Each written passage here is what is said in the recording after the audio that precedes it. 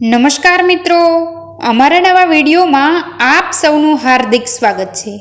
આજે આપણે વાત કરીશું દુષ્કાળ વખતે બનેલી ઘટના વિશે।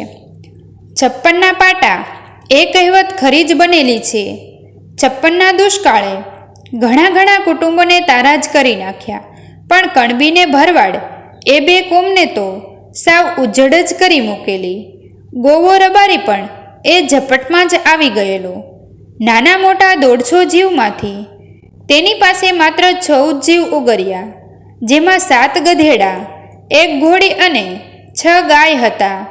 ગાયોમાં મેર અને જાંબલી ગાય ઉગરી ગઈ એટલે ગોવાને મન તો જાણે રત્નની ખાણ લૂંટાતી બચી ગઈ હોય એટલો આનંદ થયો। 32 વર્ષનો ભર જુવાનીનો ભરેલો એ રબારી પુરુષપણાની આબેહૂબ મૂર્તિ જેવો દેખાતો।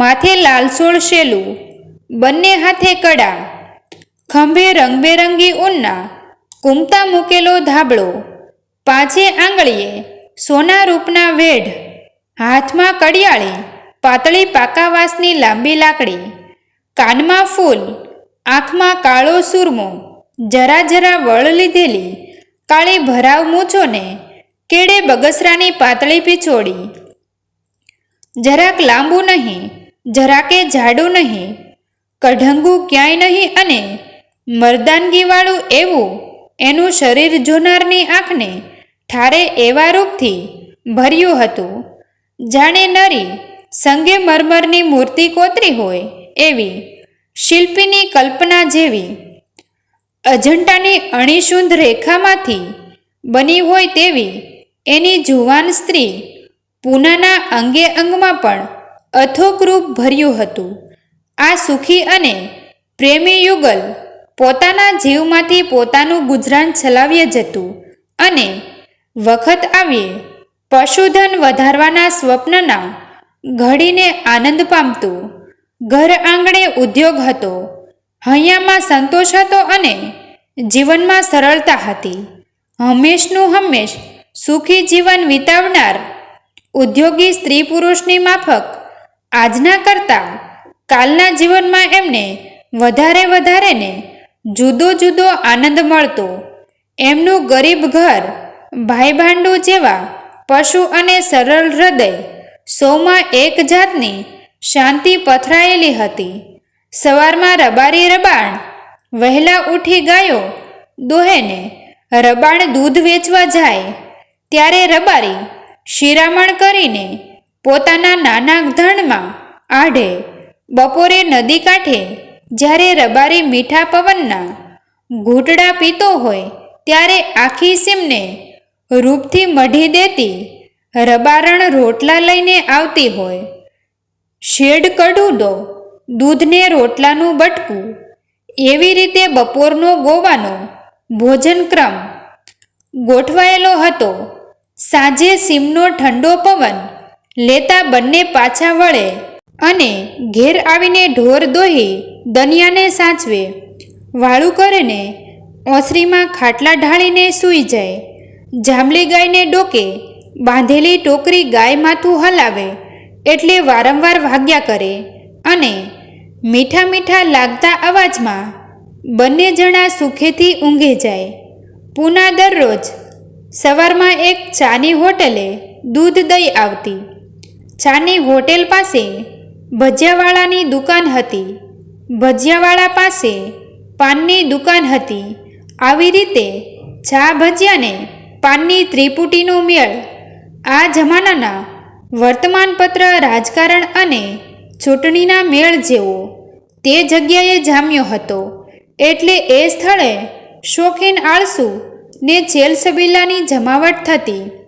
ત્યાં જ આખા ગામની વાતો થતી, ત્યાં ગામની રચિકતા ઠલવાતી અને ત્યાં પ્રેમ નામનું પંખીરું પાંજરામાં પૂરાઈને પાંખો ફફડાવ્યા કરતું। દરરોજ છાની હોટેલે મેળની પૂતળી જેવી આ રબારણ દૂધ દઈ જઈને ગુપચૂપ આવે તેમ ચાલી જાય એ વાત એક શોખીન જુવાનને ખૂચી રહી। તે છાનો ભક્ત બની ગયો। પૂના આવે ત્યારે બારણા પરની પહેલી ખુરશી પર એનો ધામો હોય, જે સ્ત્રી સહજ ન જીતાય તેને માટે શાંતિથી તક મેળવવાનો સ્વભાવ દરેક પુરુષમાં હોય છે. પૂનાની દ્રષ્ટિએ જ કહી આપ્યું કે તે નિર્મળ છે અને તેને ડગાવવાનું હમણાં શક્ય નથી. પહેલાં એણે ધીમેથી પૂછ્યું, તમારે કેટલી ગાયો છે? પૂનાએ એનો જવાબ વાળ્યો કે 6. બીજે દિવસે સવાલનું રૂપ ફર્યું, તમારે ત્યાં બકરી તો નહીં હોય? અમારા પાડોશમાં એક નમાયો છોકરો માંદો છે, તેની દાદી બિચારી બકરીનું દૂધ ગોતે છે. પૂનાએ જવાબ વાળ્યો ને દયાથી પ્રેરાઈને તેનો સ્ત્રી સ્વભાવ એ વાત પર જરાક વધારે રોકાઈ ગયો. બચ્ચારો, શું થયું છે? નમાયું છોકરું છે તે કોઈ દૂધ ફાવતું નથી. તમારા જેવું ચોખ્ખું દૂધ આપે તો લેવું છે. અમારું દૂધ તો ચોખ્ખું જ. પૂછો પાનાચંદભાઈને. હોટેલવાળો પાનાચંદ મદદે આવ્યો. વાત લંબાઈને તે દિવસે એ પૂના, તું સા તો પીજો એમ કહીને પૂનાને હોટેલવાળાએ ચા પાય. પછી તો હંમેશા પેલો જુવાન કાંઈ ને કાંઈ વાત કાઢે. પોતાની લાગવગ બતાવવા 2-4 મિત્રોને કેસરિયા દૂધ પણ પાય. હંમેશા તેના શરીર પર લુગડાં પણ નવા નવા દેખાય. ક્યારેક અત્તર પણ બહેક અને એમ નવજુવાન પ્રેમની માફક પૂનાને આકર્ષવાની બધી કોશિશ યોજના ઘડતો જાય. એક વખત બપોરે પૂના ઉતાવળી ત્યાંથી નીકળી. હમણાં જ સીમમાંથી આવીને ગોવાએ ખબર આપ્યો કે ગાયો બધી ડબ્બામાં પૂરાઈ ગઈ છે ને છોડાવવા માટે દંડ ભરવો પડશે. ગોવાને ગીરના જંગલોમાં સિંહ સાથે બાથ ભેળવવામાં જેટલી સરળતા લાગતી તેટલી જ પૈસાની બાબતમાં ગભરામણ છૂટતી. પૈસાની વાત આવે એટલે તે ગભરાઈ જતો. એ મેળ મેળવવાનું ને ઘરની આબરૂ જાળવવાનું કામ ડાહી રબારણ જ કરતી. દૂધનો હિસાબ એની જીભે રહેતો. આજે અચાનક આ દંડ ભરવો પડશે તેનો મેળ કરવા એ બહાર નીકળતી હતી અને બીજે તો ક્યાંથી પણ હોટેલવાળા પાસેથી લેવાની એની નેમ હતી. ક્યાં ગયો ભાઈ પાનચંદ? તે હોટેલ પાસે આવી. પાનચંદ હતો નહીં ને પેલા જુવાન સિવાય બીજું કોઈ દુકાન પર હતું નહીં. જુવાને પૂછ્યું, કેમ, શું કામ છે? હમણાં આવશે. પણ ક્યાં ગયો છે? મારી ગાયો ડબ્બામાં પુરાણી છે. કોણે પૂરી દીધી? પટેલે પૂરી લાગે છે. એટલામાં પાનાચંદ સામેથી આવતો લાગ્યો. કેમ, પૂના અત્યારે? રબારણે વાત કહીને પૈસા માંગ્યા. અરે રે, એમાં તે શું થઈ ગયું? આ અમારા જમાદાર સાહેબ તમારી ગાયોને છોડાવી દેશે વગર પૈસે. કેમ, જમાદાર બોલતા નથી?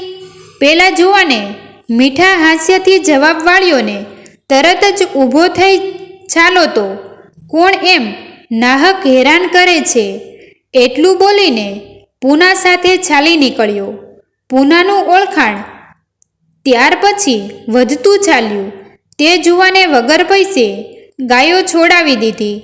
સાંજે પોતે દૂધનું દનિયું બાંધ્યું. પૂનાને રસિકતાથી ખીલાવીને ઘણી વખત હસાવી હતી. ચા તો હંમેશા પાતોને ઘણી વખત પૂના દૂધની તાંબડી પર હાથ રાખીને તેની સામે બેસી વાતો સાંભળ્યા કરે તેવી સ્થિતિ ઉત્પન્ન થઈ હતી અને જુવાને માંડેલી પૂનાની ભક્તિ ફળવાનો ચિહ્ન સ્પષ્ટ દેખાતા હોય તેમ તેને લાગ્યું. સાંજ પડી ગઈ હતી અને હજી ગોવાની ગાયો સીમમાંથી આવી ન હતી. મોં સૂજણું બંધ થયું તો પણ ગાયો આવી નહીં એટલે ઘણા ખરા દનિયા તો ઘેર ચાલ્યા ગયા. માત્ર પેલો જુવાન ઓસરીમાં ખાટલા પર બેઠો હતો અને પૂનાને આવતી નિહાળી રહ્યો હતો. પૂના વારંવાર બહાર જઈને જોતી હતી પણ રબારીનો પત્તો લાગ્યો નહીં. એટલામાં રબારીને બદલે કોઈ પટેલ આવ્યો. ક્યાં છે ગોવો? કહીને તેણે ફળિયામાં કર્કશ અવાજે બૂમ પાડી ને કર્કશતાથી સાથે વિરોધની શોભી ઉઠતો ગોવાળણનો મધુર પ્રત્યુત્તર આવ્યો, હજી આવ્યા નથી, આજ મોડું થયું છે. ક્યાંથી આવે? ગાયો ખેતરમાં પડી હતી તે ડબ્બામાં પૂરી આવ્યો છું. ગોવાળણી કાંઈ બોલી નહીં, પણ તેની વ્યગ્રતા સ્પષ્ટ હતી. એ જ વખતે પેલો જુવાન ખાટલા પરથી બેઠો થયો અને ફળિયામાં આવ્યો. એ કોણ છે? ડોસા પટેલ. કર્કશ કણબીએ ગુલામના જેવી નિર્બળતાથી જવાબ આપ્યો. હા, જમાદાર સાહેબ, એ તો હું છું. જુવાને આજ્ઞાવાહી સ્વરે કહ્યું, ઠીક, જા, ડબ્બામાંથી ગાયો હાંકીને અહીં પહોંચાડી જા. જોતો નથી દૂધ વિનાના બેઠા છીએ, પણ મને શી ખબર? એમ કહીને કણબી નિર્બળતા બતાવવા લાગ્યો. એટલામાં થાકથી લોથપોથ થઈ ગયેલો ગોવો ધીમે પગલે આવતો લાગ્યો. ગોવાળણી જુવાની સામે પ્રશંસાથી જોઈ રહી. ગોવો આવ્યો, પણ ગાયો ડબ્બામાં પૂરાય છે એટલું કહીને જ તે બહાર બેસી રહ્યો.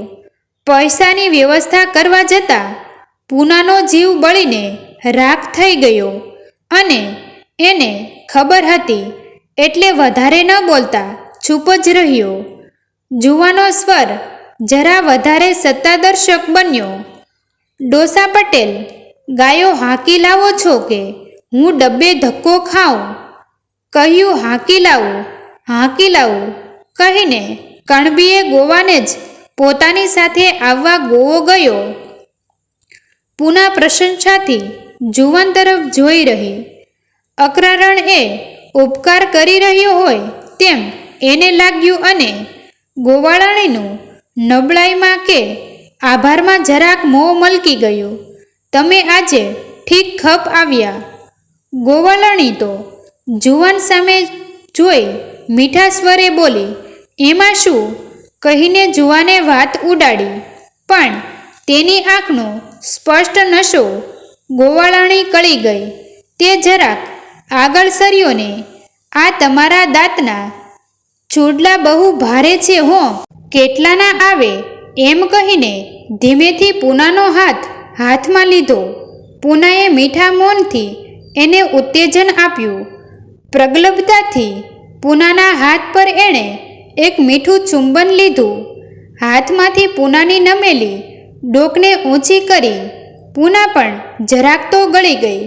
બંને વચ્ચેનો પડદો ખસતો લાગ્યો. ખસ્યો નહીં, ખસતો લાગ્યો. એ વાતને 15 દિવસ વીતી ગયા.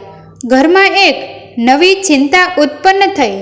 મહારાણી જેવી જાંબલી ગાય માંદી ગોવો સાંજે ધણમાંથી પાછો ફર્યો ત્યારે પહેલ વહેલો ગાયને જોવાને દોડ્યો. નીરેલું ખડ એમને એમ પડ્યું હતું. પાણીની કથરોટ પણ અબોઢ રહી હતી. ગોવાએ તેની પાસે જઈ તેની ડોકે ને ગળે હાથ ફેરવ્યો. બાપ જાંબલી, બાપ જાંબલી કહીને હેતથી તે બોલાવતો ગયો, પણ ગાયે એક વખત તેની સામે જોઈને તેના હાથમાંથી માથું છોડાવી એક તરફ ઢાળી દીધું. ગોવાએ નિરણ સામેથી સમરી પાણી વધારે પાસે મૂક્યું, પણ ગાય તેને અડી નહીં. સોડિયું વાળીને એક તરફ ઊભેલી પૂના આંસુ સારતે સારતે બોલી, આજ તો એક તણખલાને અડી નથી, કાલે તો એક પૂળો ખાધો તો. ગોવાએ આશ્વાસન આપ્યું, ભગવાનનું ધાર્યું થશે, પણ ગાયની સ્થિતિ જોઈ એનું હૈયું હાથ રહ્યું નહીં. બાપ જાંબલી એટલું બોલતામાં તેની આંખમાંથી આંસુ ખરવા લાગ્યા. ગાય એક વખત આંખ ઉઘાડીને પાછી મીચી ગઈ અને ગમે તેટલા પ્રયત્ન છતાં પછી તો આંખ મીચીને પડી રહી. બાપ જાંબલી પૂના પણ આવીને મીઠા શબ્દે બોલવા લાગી. બંને જણા મોડી રાત સુધી ફાનસ લઈને ત્યાં બેઠા, પણ ગાય શાંત પડી રહી. છેક મોડેથી બંને જણા સૂવા ગયા. પાછલી રાતે ગોવો અચાનક જાગી ઉઠ્યો. એના મનમાં જાંબલી જાંબલી થઈ રહ્યું હતું. એ ગાય વિનાનું જગત કલ્પતા એનું શરીર આખું ધ્રુજી ઉઠવા લાગ્યું. તે ફાનસ લઈને ધીમે પગલે ગાયના ખીલા તરફ ગયો અને હતી તેમજ ગાય પડી રહી હતી. ઉપર નિસીમ આકાશમાં અનેરા તારા ખીલી રહ્યા હતા. ધીમા ઠંડા પવનની લહેરથી ઝાડાના પાન હાલતા હતા. બાકી સર્વત્ર પ્રસરેલી નિસ્બદ્ધતા મનમાં દ્વાર ઉગાડે તેવી હતી. ગોવે ગાયના શરીર પર હાથ ફેરવ્યો.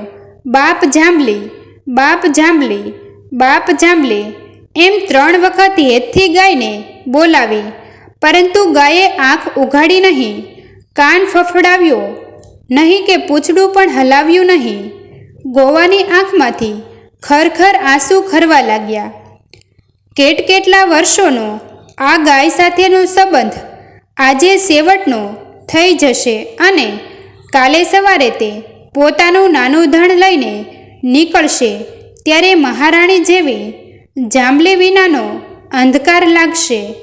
એ વિચારથી એનું હૃદય વલોવા માંડ્યું. બાપ જાંબલી. તેણે એક વખત ફરીથી ગાયના માથા પર હાથ ફેરવ્યો. મરણની છેલ્લી બૂમ પાડતી હોય તેમ ગાય બેબાકળી બેઠી થઈને અતિ દુઃખમય સ્વરે 2 વખત ભા ભા કરીને પછી હતી તેમ પડી ગઈ. અરે રે, અમારા પાપે ગાય ગઈ.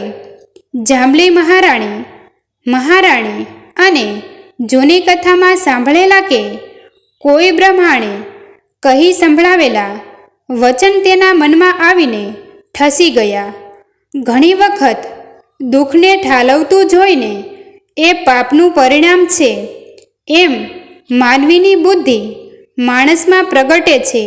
ઉઠ્યો. મારું પાપ, મારું પાપ. એને પરિણામે ગાય ખોઈ. તે મોટેથી બોલી. તરતની જાગીને ગાય જોવા આવતી પૂના. પાપ અને એને પરિણામે ખોઈ એ 2 વાક્યો સાંભળીને ભડકી ઉઠી. ગોવાના વાક્યોને પૂરા સમજ્યા વિના તેમનો પોતાના જીવન સાથે જ સંબંધ બાંધીને ગાય પોતે જ ખૂએ છે એ વિચારીને ગાભરી બની ગઈ. તે ગોવા પાસે આવી પહોંચી. ગાય છેલ્લી ભાંભરી તે સાંભળ્યું. હા, પૂના નરમ થઈ ગઈ. તે રોવા જેવી થઈ ગઈ. ગોવાને રોતો જોઈને તેને અત્યંત ખોટું લાગ્યું. મારા પાપનું પરિણામ છે. ગોવો રોતો રોતો બોલ્યો. તને ખબર છે, તે દિવસે મેં ગોફણ ફેરવીને એક વોલું બિચારું તરફડતું નીચે પડી ગયું. અરે રે, પાપના દંડ તો ભર્ય જ છૂટકો. પૂનાનું અંતઃકરણ છેક જ ગળી ગયું. હોલાને અકસ્માત લાગતા તેને પાપ માનનારો ક્યાં ભોળો રબારી અને ક્યાં પોતે હાથે કરીને પાપમાં પડવા દોડતી ભાગી. તે અચાનક નીચે નમી ગોવાના પગ પાસે પડી. રબારી, રબારી, મારા પાપે આ જાંબલી જાય છે. તારા પાપે? અરે રે, તારા જેવીના ઓછાયામાં તો માણસ પવિત્ર થઈ જાય છે. ના, મારા પાપે ગાય મરે છે. ગાયને આભડછેટ લાગી છે. અરે ગાંડી, શાસ્ત્રમાં હોલા માર્યાનું પાપ છે. પૂના તો ધ્રુસકે ધ્રુસકે રોવા લાગી. ના, મારું પાપ, મારું પાપ. મારા પાપે ગાય ગઈ છે. તું મને માફ કરીએ લે. પણ શું તારું પાપ? મેં ના ઓલ્યો જુવાન હંમેશા આવે છે એને કનનજર નાખવા દીધી છે. આ ઈ પાપે આપણી જાંબલી ગાય અભડાણી છે. ગોવો થંભી ગયો. જોગમાયાના અવતાર જેવી પોતાની પૂનામાં આટલી કાંકરી છે એ વાત જ એના માન્યમાં આવે નહીં.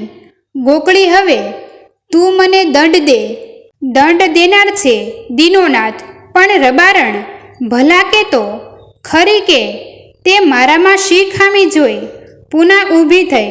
તેની આંખમાંથી આંસુ ચાલ્યા જતા હતા. રબારી, તું 32 હલખણો છે, પણ હું જ પાપી છું. ગાય જરાક સરવળતી લાગી. હે, હાલી કે નહીં? જરાક ખડખડાટ થતો સાંભળીને ગોવાએ ડોકું પાછું ફેરવ્યું. ગાય જાણે તણખલા માટે ડોક લંબાવતી હોય તેમ લાગ્યું. ઊંડા સંતોષથી રબારી બોલ્યો, પૂના, ગાય જાણે જીવવાની લાગે છે. કેમ નો જીવે? હે દીનોનાથ, મારી પાપણીના પાપે મારા રબારીની રતન જેવી ગાય લેશો માં. મા બાપ ગાયને બદલે મને જઝડપી હું કરતા રબારીએ પૂનાના હાથને પકડી લીધો અને આંસુ વડે શુદ્ધ બનેલા જીગરથી બંને એકબીજાના હાથમાં ઝીલાઈને ઓસરી તરફ વળ્યા. મિત્રો, વિડીયો પસંદ આવ્યો હોય તો વિડીયોને લાઈક અને તમારા અન્ય સગા સંબંધી મિત્રો સાથે વિડીયોને શેર કરવાનું ભૂલતા નહીં. અને આવા જ નવા જીવન ઉપયોગી, જીવનમાં કંઈક નવું કરવાની પ્રેરણા મળે તેવા વિડીયો જોવા માટે અમારી ચેનલ સાથે બન્યા રહો. થેન્ક યુ મિત્રો.